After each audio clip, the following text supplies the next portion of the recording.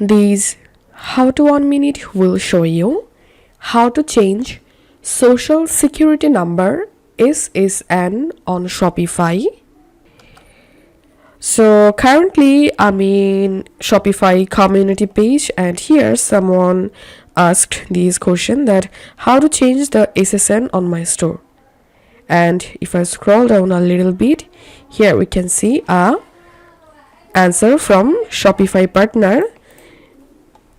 If you want to change the SSN on your store, you have to reach out to the Shopify support team directly via their help center using this link. Once you visit that link and log into your account,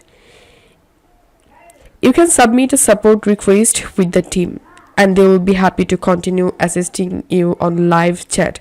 So all you have to need just to change your SSN on your Shopify store, you have to chat with Shopify agent.